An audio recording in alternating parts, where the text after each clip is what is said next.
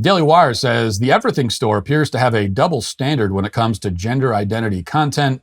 Amazon recently rejected the Daily Wire's paid ads for Matt Walsh's book, What is a Woman?, saying the ads contain prohibited content. The company cited a policy banning content that questions a person's sexual orientation. And Amazon Advisors Support wrote in an email to Daily Wire, "We don't allow content that appears to infer or claim to diagnose, treat, reverse, or question sexual orientation." It's a strange rationale. The article continues, What is a Woman is not about sexual orientation as much as gender identity and the radical progressive ideology around it. Yeah, I mean, this of course makes no sense at all. Actually, the book doesn't deal with sexual orientation at all. That is not the subject of the book. And as far as sexual orientation goes, as the transgender agenda, gender ideology runs roughshod over what was in the past the leftist agenda, especially as it pertains to feminists, like we've talked about this week. It also does this with with so-called gay rights, because like sexual orientation doesn't even really mean anything anymore if your gender doesn't mean anything. And also, if it is, as we've been told, your sexual orientation is immutable. It cannot be changed.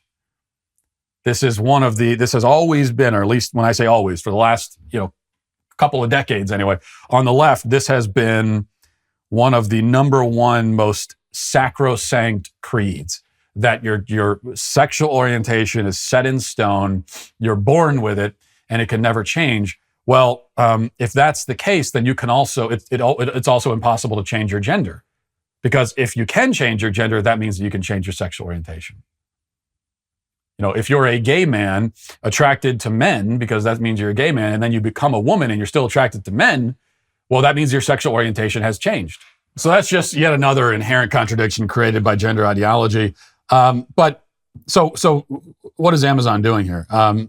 They realize they can't justify banning the book because that's what they would like to do. They'd like to ban the book outright and say you can't sell this book on our site. But they do have their own guidelines, which they've published and everybody can read. And they realize that according to those guidelines, the book doesn't violate any of them.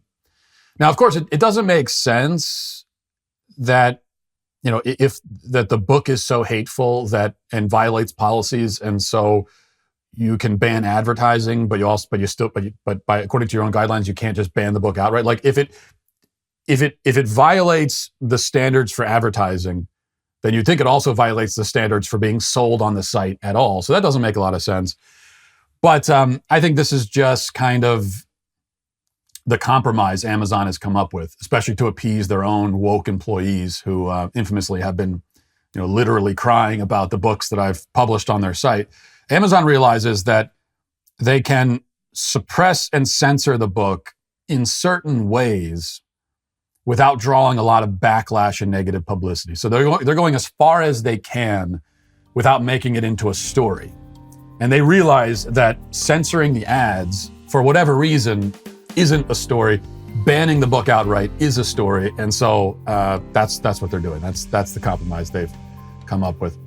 Well, if you enjoyed that video, be sure to hit the subscribe button and ring the bell to get more content like it. If you're craving more content, go watch or listen to my full show at dailywire.com, Spotify, or wherever you get your podcasts.